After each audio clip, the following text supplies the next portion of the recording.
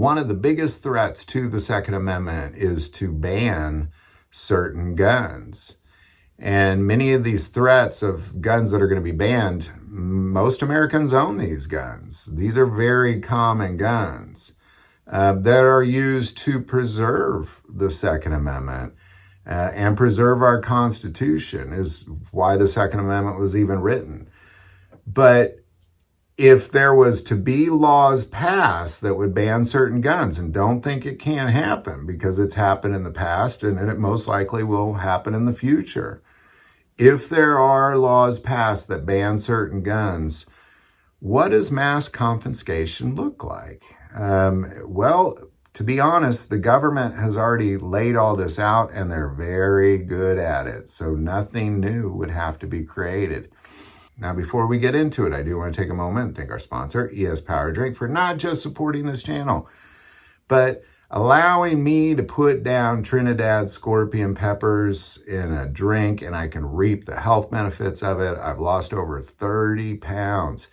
And I'm not taking, there's a lot of people injecting themselves with some pretty poisonous stuff out there to lose weight. And you're much better off eating a vegetable if you can do it. I can't eat Trinidad scorpion peppers. This allows me to put it down. It also builds up a tolerance to the point where I will eventually be able to eat them. As a matter of fact, recently I've been kind of thinking I might like to try one. So I recommend it. A friend of mine made this drink. Now you can buy it. That link is below. If you were to take a look at the biggest threats to the Second Amendment in this country today, there's a pretty good list. And a lot of these are revolving around the federal courts. And a lot of them are revolving around our politics. And they're real threats. And the one I want to talk about today is mass confiscation, where the government deems a certain firearm illegal, and they decide to confiscate all of them. And you might say, well, they don't know that I have one. How would they know? And really what I'm getting at is if you look at one of the biggest threats, it's the threat of banning what is deemed as assault weapons. And I would argue what they're talking about is they're talking about semi-automatic rifles that have a pistol grip and are magazine fed.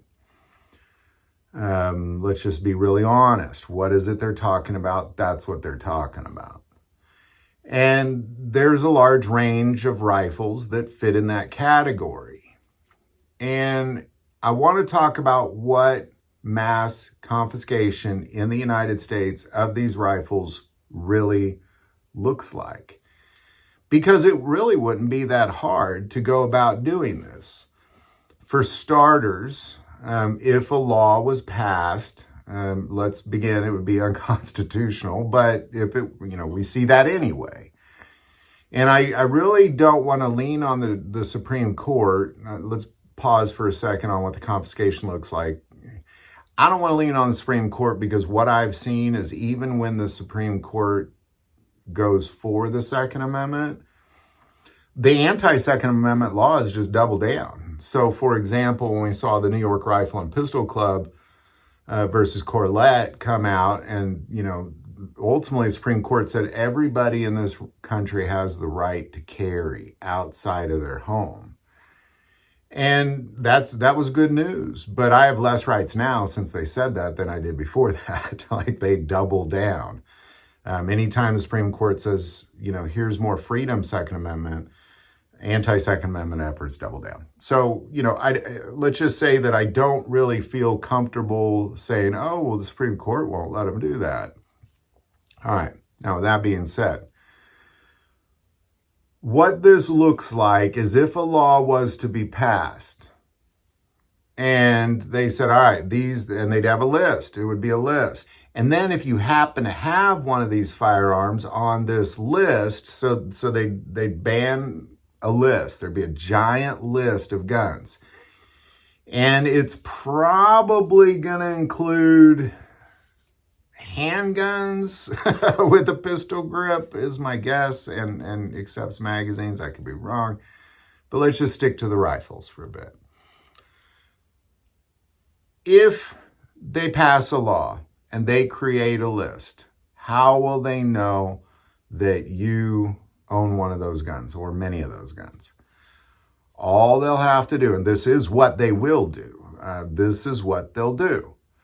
They'll do reverse traces on all of them, and it'll ultimately lead to your front door. So if you went out and you bought one of these rifles, and you have it, all they're going to have to do is go to that manufacturer of that rifle, and they'll get a list. It'll be massive. It'll be a massive undertaking, but it won't be that hard because they're already very good at it. They'll get a massive list of all the serial numbers of all the guns that they made that fit that description or fit that model number or whatever. And then they will then say, okay, who'd you sell these to? And they'll say these distributors, and there's not many of them. It's not like it's thousands and thousands of distributors. It's dozens and dozens of distributors. And they'll go to those distributors, and the distributors will then have the records because they have to keep them, and they'll say who they sold them to, and that will lead them to the gun store. And then they'll go to the gun store and they'll have a massive list, and they'll just sit there in their office, and they'll have to break out the records with that massive list, and they'll just one by one, all right, this one we sold to this person, and this one we sold to that person, and this one we sold to that person. And now they know every single human in America that went into a gun store and purchased one of these rifles. And then that leads them to your front door. And if you sold it or you lost it in a boating accident or whatever the case may be, you're at least going to have to explain it to a federal officer of some sort. And that's how they do it, ladies and gentlemen. It's not that complicated. It wouldn't be a massive undertaking. It would be, and they wouldn't, just be individual people. So, and there's nothing your sheriff can do about it. It's like, let's say you're like, well, I live in a county like Missouri or Wyoming or somewhere where I feel safe here. Nobody can infringe on my Second Amendment rights. I trust my local sheriff. It won't be your local sheriff doing this. It'll be federal officers coming to your door, and they're going to want to know where that firearm is. This is how it plays out. Now, historically, people have been able to grandfather in firearms. So historically, when the federal government has banned guns in the past, certain guns, the people who own them can grandfather them, but they have to register them, so now you're on a registry. So, there's a high likelihood you'd probably be able to keep it. You're just going to have to register it with the federal government. Now, all of this is illegal, by the way. It's all incredibly unconstitutional because the Second Amendment was, for a couple reasons. And according to the Supreme Court, the Second Amendment was written not so you can hunt. It was written so you can preserve your life, so you can protect yourself. The other reason the Supreme Court says this is illegal is because when the Second Amendment was written, you have to look at historically what was the parameters put on firearms. Well, there weren't any. There weren't any restrictions at all. So historically, there was never a restriction on a firearm. And the firearms historically that they were talking about were weapons of war.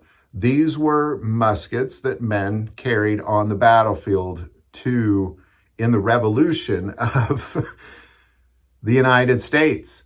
So, this is, historically they're talking about weapons of war. How are you going to preserve this country from a tyrannical government that has weapons of war if you don't have weapons of war? How are you supposed to do that? Well, you can't. Like, I can't defend my country against a tyrannical government with a bolt rifle while they all have AR-style rifles. I need an AR style rifle to do that.